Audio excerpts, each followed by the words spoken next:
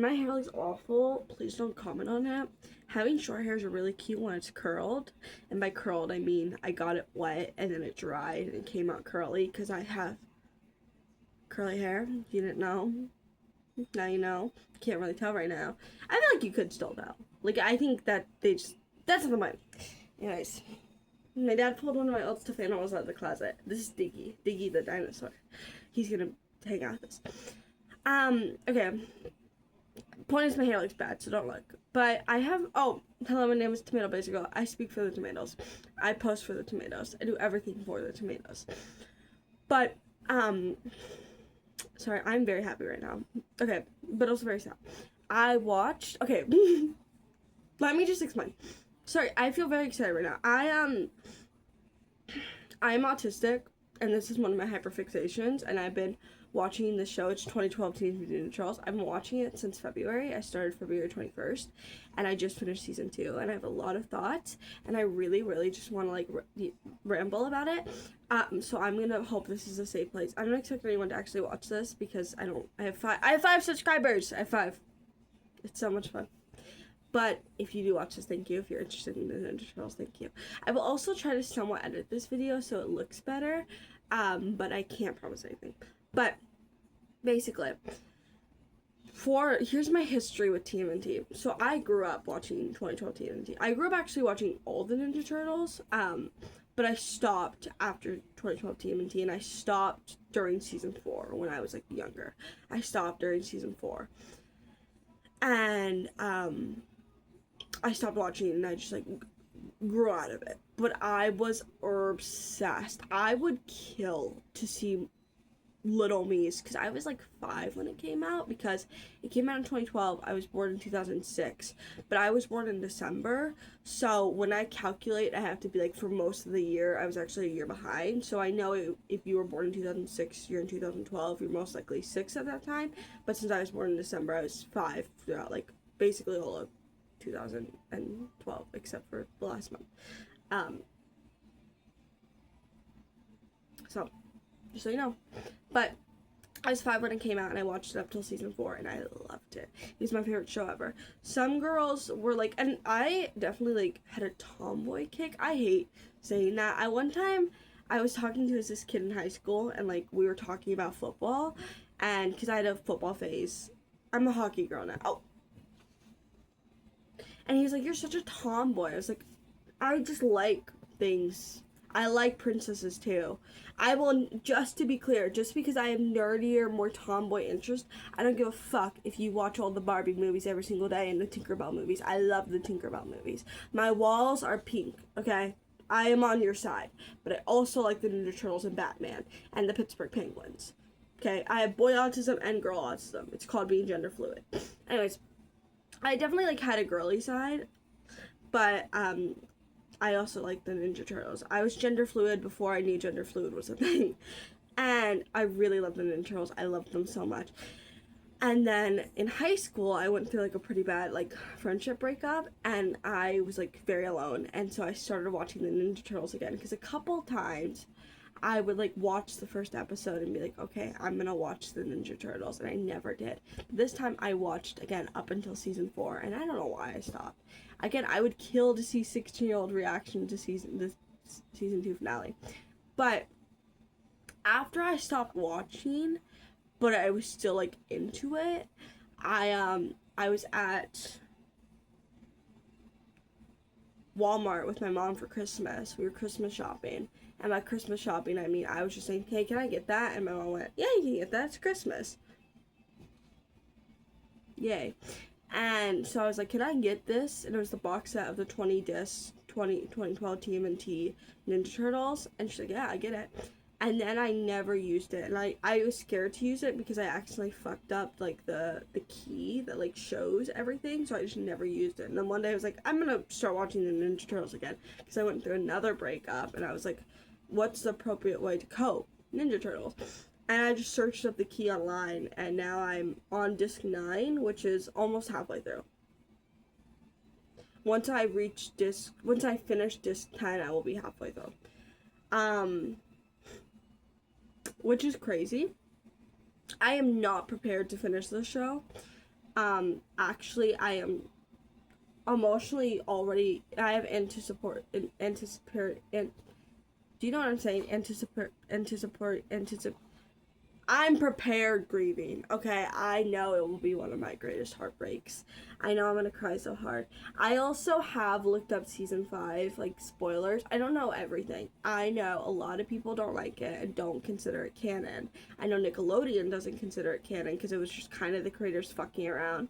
And I know a lot of people consider season 4 the actual finale. So I'm just watching season 5 for fun. I want to watch it at least once, and then if I ever rewatch the show and end up not liking season 5, I just won't watch season 5.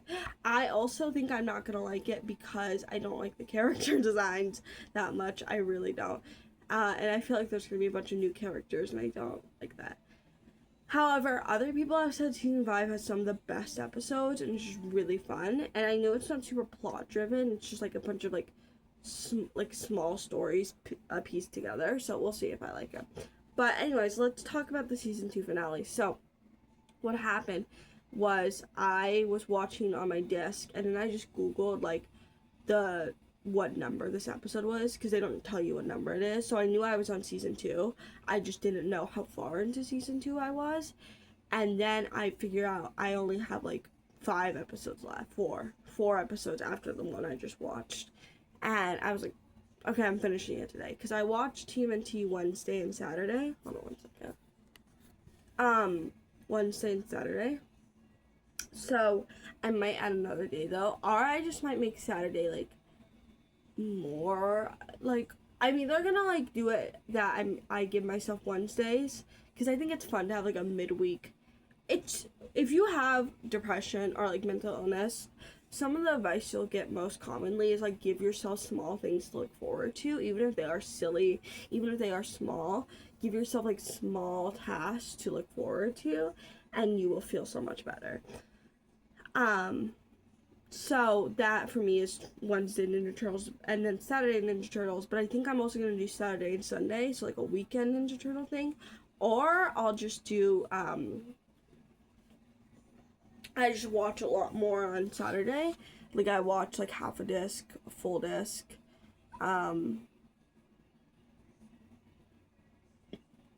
We'll see. We'll see. But and if depending on how much I watch Saturday, I think how much I watch Sunday. Anyways, I was like, oh, I'm gonna finish it, and then I started watching the finale, and I was like, ah la la la la, and I was journaling during it, and then it got intense. It got intense, and I wasn't emotionally prepared for it. Okay, here's my drawing of Leo. That's my baby. If you didn't know, my favorite is Leo. 2012 Leo is my favorite Ninja Turtle ever written. I think he is the best, most well-written Ninja Turtle out there. I feel very passionately about this. However, in 2012, there's not a single Ninja Turtle I don't like. I also have watched all of Rise of TMNT and the movie, and I like it a lot. I really like Leo's character as well in that. I also really like Donnie. Mikey and Raph. Raph just feels weird. I'm not used to him being protective older brother. I liked it though, but I definitely prefer 2012 Raph. Mikey felt like the same character, just like more babied, which I didn't love, but also it was cute, like sibling. I know I haven't watched Rise in a while. I'll probably watch Rise after I finish 2012, but to hear me. So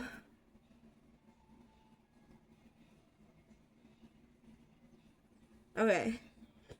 So my first thought was Mikey's blunt humor is one of the best parts of the show. Mikey is the funniest character. Donnie and Mikey I actually say this later on. Donnie and Mikey are the funniest characters because they're the youngest siblings. Younger siblings are objectively funnier. They always have been, they always will be. Older siblings can be stronger, smarter, better people, but your younger sibling is funnier than you. Take it from a youngest child. I am the funniest one in the family. They may not realize that, but I know the truth. I know the truth. I know who I am. I know what I stand for. Let me just...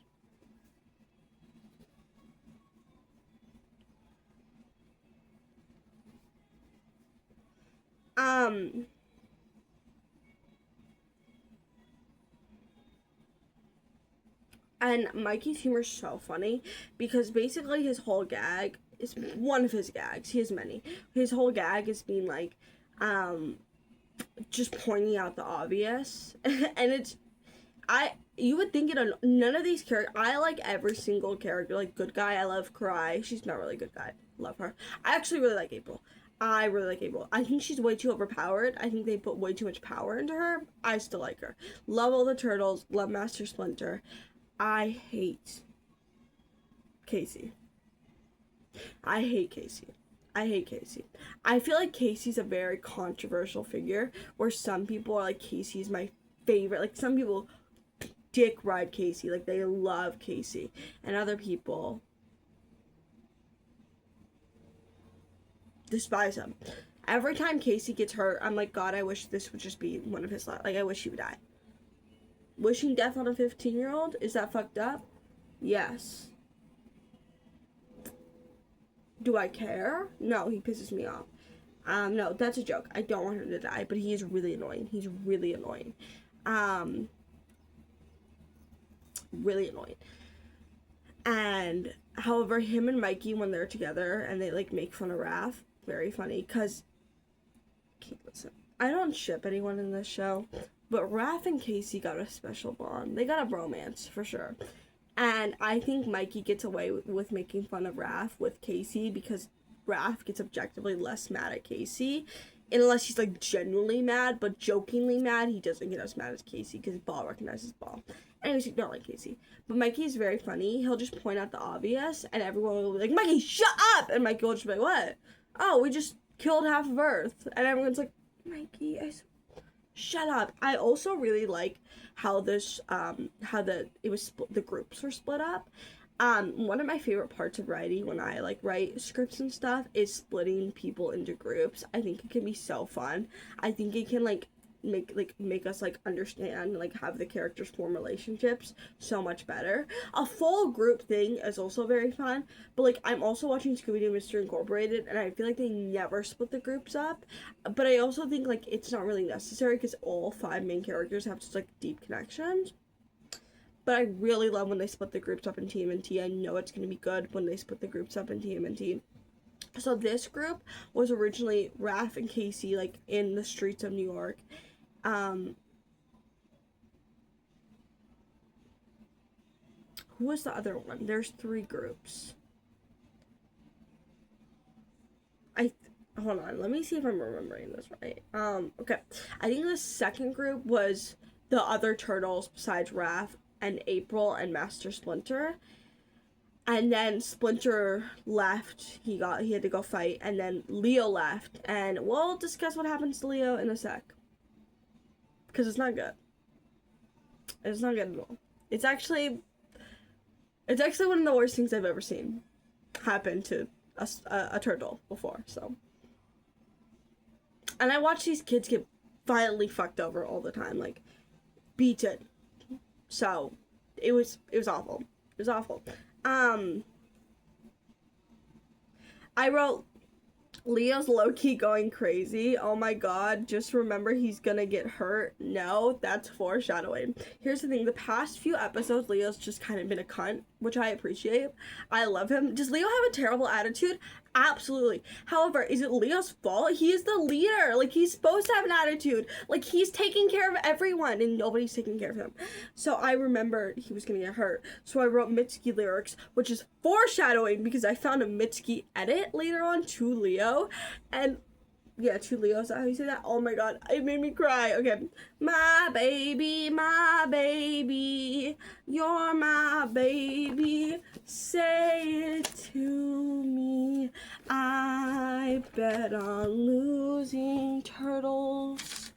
Okay, where'd my pen go? I know they're losing and I pay for my turtles. Okay, anyways. Yeah, Leo just got nuked. Oh my god. So basically, I'm not gonna, like, fully explain this episode. I would love to do a recap. This episode, I've thought about it for a while. You know how some people, like, autistic baddies who are really into media, they'll do, like, 5-hour-long recaps on their favorite TV shows, and that's usually just for one season. I'd probably do the first 2 seasons. I'd probably do season 1 and 2 together, season 3 and 4 together. It depends. Actually, it depends. There's a lot to talk about. Season 5 would definitely be on its own, though. Why are you barking? Okay.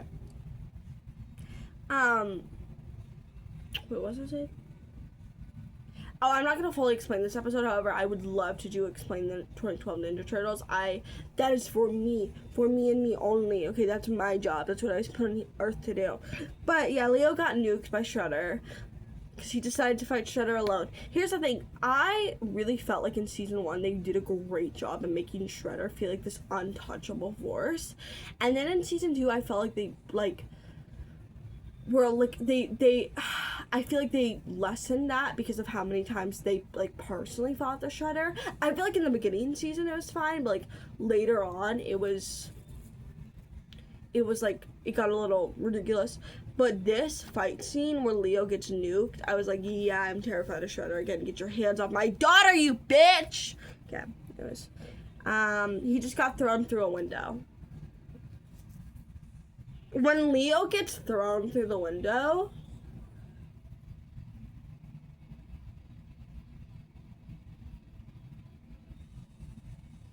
that's my son. That's my son. So Shredder, it's on site. I'm calling my dad, and him and Master Splinter are kicking your ass because that's my son.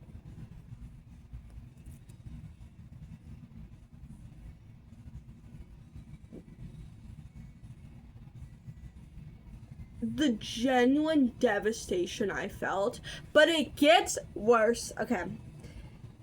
So, I wrote, I'm so upset I have no one to talk about the season 2 of the 2012 Ninja Turtles with. True. Okay, then Donnie's like, hey, take one thing that like means something to you. We have to leave the city. And Raph takes a picture of Spike, his pet turtle that became a mutant, and now his dead name is Spike, and now his real name is Slash. And Raph keeps dead naming him, which is weird. Donnie takes his toolbox and leaves Timothy, which is like an alien they have captive, who like used to be a person called the Pulverizer. He leaves Timothy, which I was like, I understand why they did that, but I thought it was very funny. And Donnie took Ice Cream Kitty. No, sorry. Mikey took Ice Cream Kitty and also 2 boxes of pizza. Oh my god, he took Ice Cream Kitty! Oh my god. Okay, then. Oh my god, the worst scene though, it wasn't Leo. Leo getting thrown through the window that will flash through me in my last 7 minutes. But it wasn't the worst. The worst part was Splinter getting his ass beat and then Raph freaking the fuck out and like banging against the bars like, you monster, that's my, like he didn't say that. He didn't say that's my dad, but he said that. Like he meant that. He's like, that's my dad. That's my dad. I'm gonna fucking get. I was like, Raph, stop, baby. Come here, give mama a hug. Yeah. Also, okay, I was trying to explain this in a TikTok last night. I don't think I did it well, but basically, I'm pretty sure for every single season, I don't know about season 5, I don't know about the later seasons, but for at least the first 2 seasons, there's like a bit inside, like a joke in the TV show that they're watching a TV show that kind of mirrors them. So like the characters will mirror, like the fake characters will mirror the Ninja Turtles and like April and Casey. And this season was like a Voltron style like anime, and they fought the same way the Voltron people do in their big battle for the end of for the season finale, and I thought that was really cool. I don't know if I'm explaining that right, but no. Okay.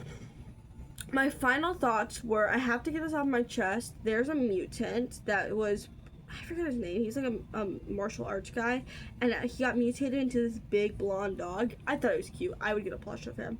But then he became Razar, and he's like this black skeleton dog. And I feel a certain way about him. If you couldn't tell, I had a crush on Leo when I was like a child watching this. Actually, I had a crush when I was a child. I had a crush on Donnie. When I was 16 watching this, I had a crush on Leo. I no longer have a crush on Leo just because I'm not 16 anymore, and that would kind of be weird if I had a crush on a fictional 15-year-old. I don't care that he's a Ninja Turtle, I just care that he's 15. Aging out of your crushes is one of the most devastating things that can happen to you. But it's so worth it because you're no longer 16 anymore, and that's honestly the best thing that can happen to you. So there's pros and cons to everything. Anyways, I have a crush on him, but now I'm looking at him a little differently because before he was just like evil. Now he's like diabolically belongs in hell evil because he helped beat the shit out of Leo, and that's not okay. If I were a younger woman, a weaker woman, I would have wanted Leo. That kind of sounds beautiful. So, I said he's a mix of my little brother and my boy best friend. And then I said he's how one of my characters feel about one of her friends. Here's the thing. When I really like a fictional male character, I don't imagine dating him ever. I'm like, no, I imagine being his friend. Woman, I imagine dating. I'm like, I want her in a romantic context. Men, though, you're my best friend. You're my best friend, and I'm gonna tell you all my secrets. So I really need them to write a 19-year-old Leo so I can like truly full force relate to him again because I already relate to him so much, and I need them to write a 19-year-old Leo for me personally. I feel like it'd be the perfect age because he's still a teenager. I need him to write I need someone to write a 19-year-old Leo struggling the same way I struggle. I need it. I also need Noah Kahn edits, willing and able, to TMNT Ninja Turtles. But yeah, those are my thoughts, and now I can't talk about the Ninja Turtles again until several days, till Saturday, because otherwise it will rot my brain. I think I'm just gonna take the day to chill.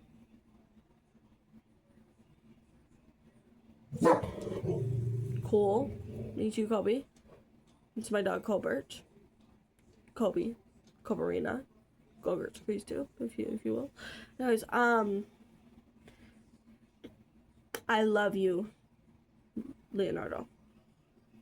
This is one of my hyperfixations that I'm always low-key obsessed with, but it gets really bad during like really good episodes.